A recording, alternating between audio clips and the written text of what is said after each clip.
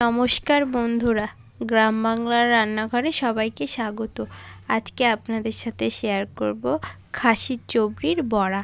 এইখানে আমরা কয়েক পিস চবড়ির নিয়েছি। চালটা প্রায় সকাল সকাল ভিজিয়ে রাখবেন, প্রায় 2-3 ঘন্টা ভিজিয়ে রাখলে চালটা বেশ বাটতে ভালো হবে। চালটা ভালো করে মিহি করে বেটে নেব। চাল বাটাতে এক ফোঁটাও জল দেব না, একদম।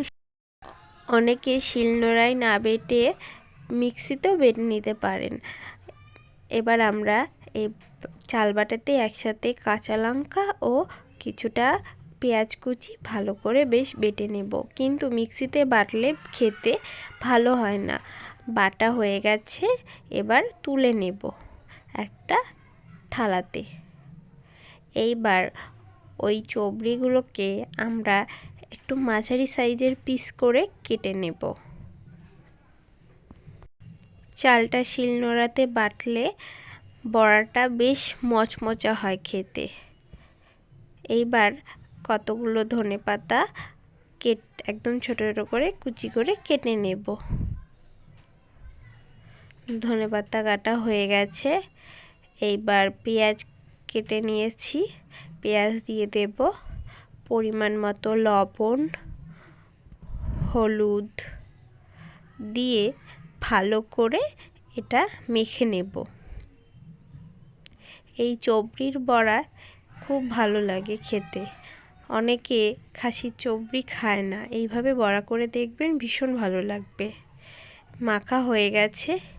এবার আমরা কড়াই বসিয়ে দিয়েছি। কড়াইয়ে তেল দিয়ে তেলটা খুন্তি দিয়ে কড়াইয়ের চারিপাশে ছড়িয়ে নেব। এবার একটা একটা করে বড়াগুলো দিয়ে লাল করে আমরা বড়াটা ভেজে নেব। এটা যেহেতু খাসির চবড়ির বড়া, তাই আমরা এই বড়ায় অল্প করেই তেল দেব। এরপর প্রায় প্রচুর তেল ছাড়বে বড়া থেকে, তাই অল্প করে তেল দিয়ে ভাজবেন, দেখবেন পরে প্রচুর তেল ছাড়বে। এক সাইড হয়ে গেছে, আরেক সাইড উল্টে পাল্টে হালকা আছে আমরা বেশ লাল লাল করে ভেজে নেব। আঁচ বাড়িয়ে দিলে বড়াগুলো ওপর থেকে ভাজলেও ভেতরে কাঁচা থাকবে। কত সুন্দর হয়েছে বড়াগুলো, কত তেল ছেড়েছে। বড়া ভাজা হয়ে গেছে, এবার একটা বাটিতে তুলে নেব। এই ভিডিওটা ভালো লাগলে লাইক, কমেন্ট, শেয়ার ও চ্যানেলটি সাবস্ক্রাইব করে পাশে থাকবেন। ধন্যবাদ।